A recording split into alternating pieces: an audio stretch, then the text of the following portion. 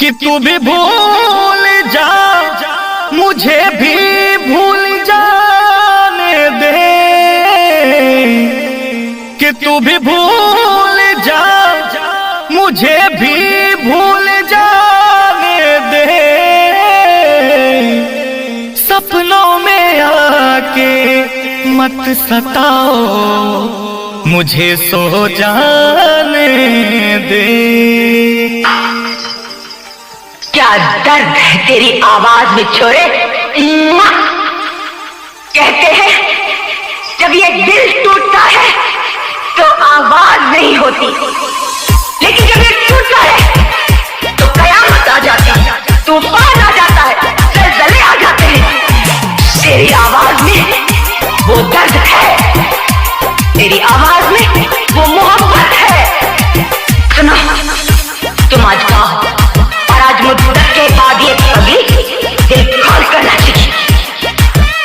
कोई कहता है पागल, कोई कहता शराबी,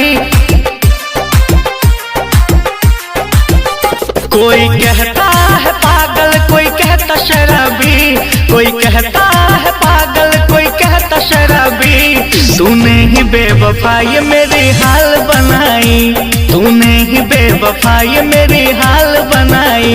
मुझ पे हंसता दुनिया क्या यार निभाई, मुझ पे हंसता दुनिया क्या यार निभाई। तूने ही बेवफाई मेरी हाल बनाई, तूने ही बेवफाई मेरे हाल बनाई।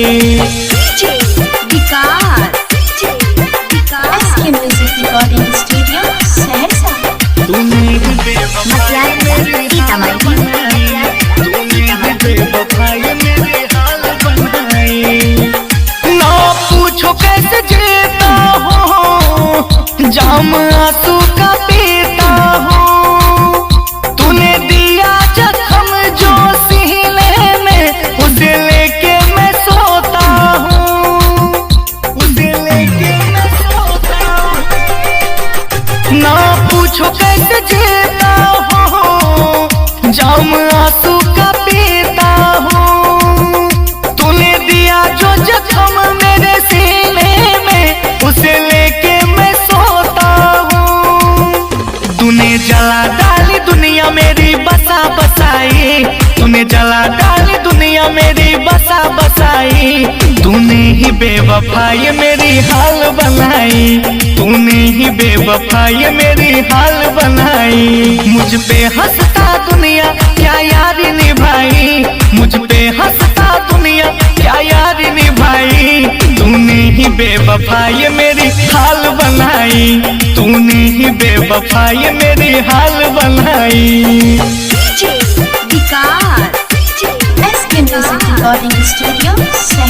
तूने ही बेवफाई मेरी हाल बनाई, तूने ही बेवफाई मेरी हाल बनाई।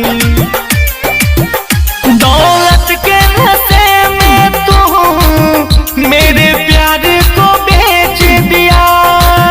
राहुल का दिल रोता है, इसे ऐसे खरोच दिया, इसे ऐसे खरोच दिया। दौलत के नशे में तू मेरे प्यार को बेच दिया। सालिम का दिल रोता है, इसे तूने खरोच दिया। क्या प्यार का अंजाम होता तूने सिखाई, क्या प्यार का अंजाम होता तूने सिखाई। तूने ही बेवफाई मेरी हाल बनाई, तूने ही बेवफाई मेरी हाल बनाई। मुझ पे हंसता दुनिया क्या यार निभाई, मुझ पे हंसता दुनिया क्या यार निभाई। तूने ही बेवफाई मेरी हाल बनाई, तूने ही बेवफाई मेरी हाल बनाई।